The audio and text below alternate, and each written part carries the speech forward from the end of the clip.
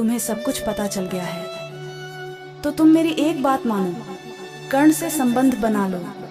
इससे दो फायदे होंगे, तुम्हें शारीरिक सुख मिलेगा और मुझे एक बच्चा मिल जाएगा, ताकि दुनिया के सामने हमारे परिवार की ओर मेरी इज्जत बने रहे।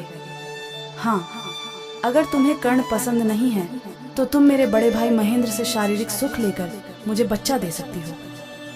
राजू सोनाली की तरफ गहरी निगाहों से देखते हुए बोला। सोनाली की आंखों से लगातार आंसू बह रहे थे और वह बस सुबक रही थी। उसके मुंह पर ताला सा लग चुका था। वह अपने पति राजू की बात सुनकर आवाक सी रह गई थी। उसे राजू पर गुस्सा आ रहा था, जबकि राजू टकटकी लगाए सोनाली को देख रहा था और उसके जवाब की इंतजार कर रहा था। मगर सोनाली रोए जा रही थी और राजू को नफरत भरी निगाह से घूर रही थी, जबकि कर्ण कमरे अर्धनग्न अवस्था में एक कोने में खड़ा था। ऐसी ही अवस्था राजू की थी। कमरे में राजू और कर्ण अकेले थे और आपस में संबंध बना रहे थे।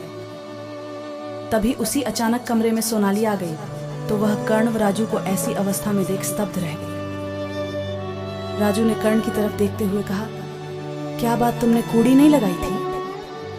कर्ण सोनाली की तरफ कुटिल मुस्कान से देखते हुए बोला, यार भूल गया था। देखो सोनाली, अब तुम सब जान चुकी हो और तुम मेरी मानो, तुम भी कर्ण के साथ एंजॉय करो। सच में साले में बहुत दम है, राजू ने सोनाली के कंधे को छूते हुए कहा। जैसे ही राजू ने सोनाली के कंधे को छुआ, सोनाली गुस्से में नागिन से फुंकार मारते हुए राजू का हाथ अपने कंधे से झटकते हुए कहा, हटाओ अपना हाथ, मुझे घिन आ रही है तुमसे। तुम क्या सोचते हो जो तुम चाहोगे मैं वही करूँगी और तुम बाहर अपनी मर्दानगी के कसीदे पढ़ते रहोगे। मैं 1 महीने से चुप थी, शायद तुम अपना इलाज करवा लो और हमारी गृहस्थी सुख से चल पड़े, मगर तुम तो छी, मुझे शर्म आ रही है तुम्हारी बातों पर। सोनाली गुस्से में बोलती ही जा रही थी। उसका चेहरा गुस्से से तमतमा चुका था। आपने मुझसे शादी इसलिए की थी कि मैं इस कमीने के साथ।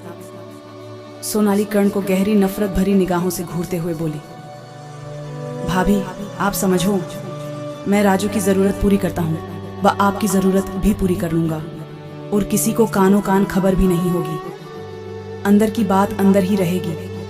और फिर तुम्हें क्या बच्चा नहीं चाहिए? मैं तुम्हें वे सारी खुशियां दूंगा जो राजू भाई आपको नहीं दे सका है। कर्ण सोनाली की देखकर उसे समझाते हुए बोला। तड़ाक! कमरे में एक जोरदार आवाज गूंजी।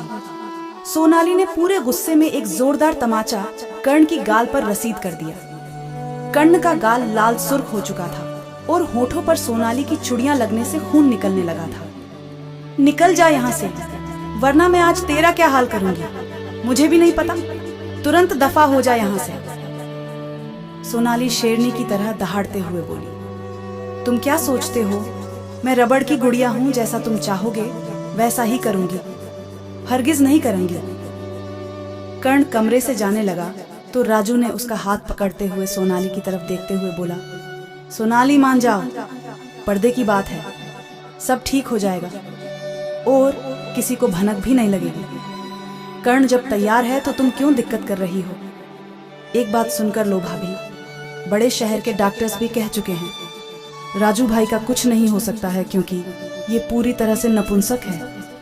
इनका इलाज नहीं हो सकता है। तुम्हें तो अपनी प्यास बुझाने के लिए किसी और के साथ सोना ही पड़ेगा। अब भी वक्त है, मान जाओ, और मैं इतनी बेइज्जती सहने के बाद भी तैयार हूं। कर्ण सोनाली की तरफ देखते हुए बोला, कमीने, मैं कहती हूँ तू चला जा यहाँ से, नहीं तो। सोनाली एक बार फिर कर्ण को मारने के लिए लपकी। तभी कर्ण फुर्ती से कमरे से बाहर चला गया और कर्ण के पीछे पीछे राजू भी कमरे से बाहर निकल गया। सोनाली बैठ के एक कोने पर बैठकर सुबकती लगी। उसकी आंखों से आंसुओं की धारा बहने लगी।